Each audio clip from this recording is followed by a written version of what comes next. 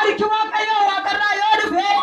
singe keessaa kottu mucaako singe keessaa kottu dhala koodhe si fuudhee manaa bahee karaatti ishee geggeessituu warra naman geessuudha harki waaqayyo ganama kan si geessu jalqabe hamma galgalaatti si haa geggeessu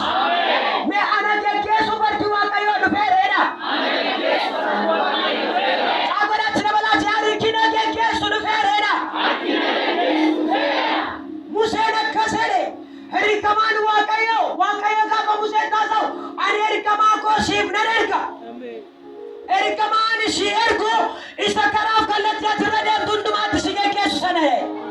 haleluuyaa harka namaa siin hin jenne harki waaqayyo ganama kana si geggeessu harki waaqayyo gara badiisaa gara salphinaatti si geggeessu harki waaqayyo daandii milkaa'ina nama dhowwurra si buusee si biraadha harki waaqayyo daandii sarra si geggeessu sana beeka Amen. haleluuyaa Amen. harki waaqayyo ganama kana si geggeessuudhaaf waaqarraa siif haa dhufu Amen. Yesuus bara baraan gooftaadha egaa har'a sagalee waaqayyo wajjin hin dhageenya waaqayyo hin dubbata Amen. akkuma dubbate isa dubbate immoo hin raawwata Amen. waaqayyo hojjechuutti beeka Amen. waaqayyo wanta diigamu malaa diiguutti beeka waaqayyo wanta ijaaramuu malaa ijaaruutti beeka nagaafatee sin gaafatee wanta ijaaru malaa ijaaru nagaafatee sin gaafatee wanta diigamu malaa diigu harki waaqayyo waan fedhe isaa hojjechuu ni danda'u gidduu kana jira harki waaqayyo gidduu kana jedha Harki waaqayyo gidduu kana jira. tuma jabeeffadhaa harki waaqayyo gidduu kana jira Harki waaqayyo gidduu kana jira. ganama kana harki ba'aa kee sirraa kaasu harki dhibboo kee hiikuu danda'u harki ba'aa sirraa fuudhu kuma sagaleen waaqayyoo jedhu waan kan isinitti ulfaatu baattanii kan dadhabdan kan isin rakkise kan isin xannaqe qabadhaatii gara koo kottaa isinirraa fuudheen isin boqochiisaa ni jedhe Yesuus ganama kana gidduu keenya jira haleluuyaa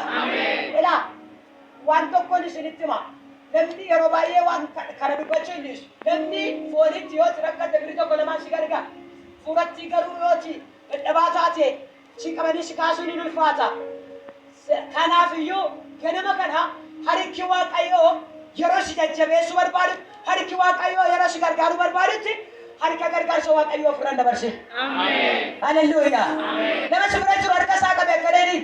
harki waaqayyoo si gargaaruuf dhufeera jedhaani Harki waaqayyo si gargaaruuf dhufeera. ofirra dabarsin jedhaani ilma daawwiti namni darbiin namaa jedhe garbichi waaqayyoo namni kiristoos barbaadee dhufte harki gargaarsaa ganama kana gidduu kana jira si gargaaruun siif haa ta'u si gargaaruun harka waaqayyooti karaa waaqayyoo yaadatamuun ganama kana siif haa ta'u anaaf haa ta'u sababiin isaa harki waaqayyoo yoo dhufe jireenya namaa gargaaruu danda'a beeja keenya sheefoonii walirra buufanne daqiiqaa tokko waaqayyoon galateeffannu mee laphee keessan banaati